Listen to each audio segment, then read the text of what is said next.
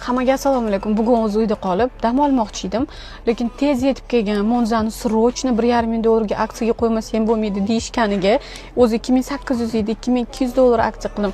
Endi 1,5 ming dollarga idealni bir uch turbina Monzani 2023-yilda ishlab chiqargan Bruno plyonkali 19 ming yurgan kraskalari 100% toza Monzani 1,5 ming dollarga qo'ygan deyishgani uchun srochni ishxonaga sizlar uchun uchib keldim. Hozirlarga men obzorchikini qilib beraman. Hammaga assalomu alaykum. Bugungi aksiyalarimni e'lon qilmasam bo'lmaydi, chunki boshlang'ich to'lov 1,5 ming dollardan bunaqa mashinalar orzu edi-da.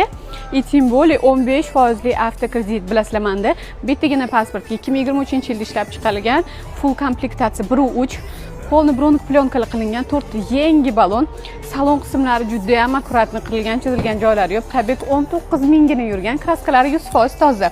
Moshalarim 100% idealni.